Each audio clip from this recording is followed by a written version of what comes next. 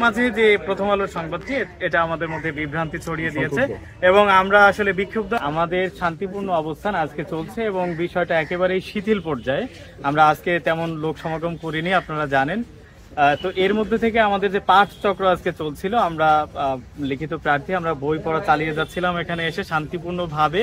এমনকি আজকে ভাইবা চলছে বিধায় আমরা মূল ফটকেও অবস্থান নিইনি, আমরা এখানে দাঁড়িয়ে আছি, আমরা এখানে পড়াশোনা করছি। এর ভিতরেই আমাদের চোখে একটা নিউজ আসে প্রথম আলোর, সেখানে দেখা যায় যে চেয়ারম্যান স্যারকে কোট করে বলা হচ্ছে যে স্যার নাকি বলেছেন যে প্রতিনিধি এসেছিল, প্রতিনিধিদের সাথে কথা হয়েছে, তারা চলে গিয়েছেন।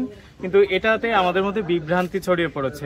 আমরা আসলে গত কয়েকদিন ধরে আমাদের যে কর্মসূচি চলছিল, প্রতিবারই পিএসসি থেকে আমাদের অফার করা হয়, এমনকি জোরালোভাবে আহ্বান করা হয়, যার প্রতি আমরা রেসপন্ড করে আমরা যেতে বাধ্য হই।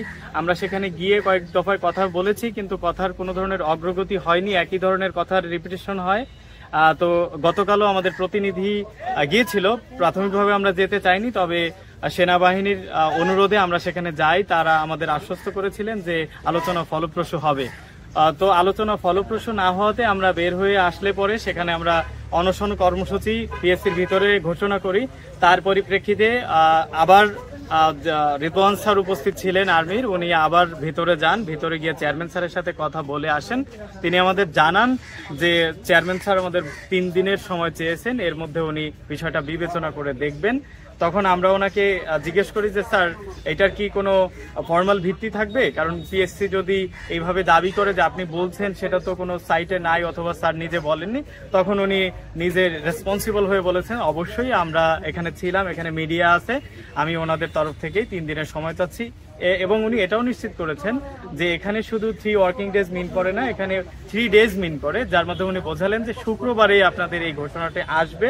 আমরা সেই হিসাবে আমাদের কর্মসূচি একেবারে, আমাদের যে শান্তিপূর্ণ অবস্থান কর্মসূচি ছিল আপনারা জানেন, সেটাকে একেবারে শিথিল করে আজকে শুধু পাঠচক্র ঘোষণা দিয়ে আমরা এখানে মুষ্টিমেয় ভাইরা উপস্থিত হয়েছি। কিন্তু এর মাঝে যে প্রথম আলোর সংবাদটি এটা আমাদের মধ্যে বিভ্রান্তি ছড়িয়ে দিয়েছে এবং আমরা আসলে বিক্ষুব্ধ। আমাদের যে সকল প্রার্থীরা আছেন তারা দূর থেকে এটা নিয়ে অনেক বড় সংখ্যায় পড়ে গিয়েছেন, তারা দ্বিধান্বিত হয়ে গিয়েছেন এবং আসলে পিএসসির উপর আস্থাহীন হয়ে পড়ছেন। ধন্যবাদ। আপনাদের ব্যাপারে কমিশনকে পুনর্বিবেচনা করা একটা দাবি আমরা গতকালকে কমিশনের বিজ্ঞ সদস্যবৃন্দের উপস্থিতিতে চেয়ারম্যান স্যারকে আমরা জানিয়ে এসেছি। ঠিক, এবং চেয়ারম্যান স্যার আমাদের দাবিটি পুনর্বিবেচনার আশ্বাস দিয়ে বাংলাদেশ সেনাবাহিনীর মারফতে কমিশনের তরফ থেকে 3 দিনের সময় দাবি করেছেন।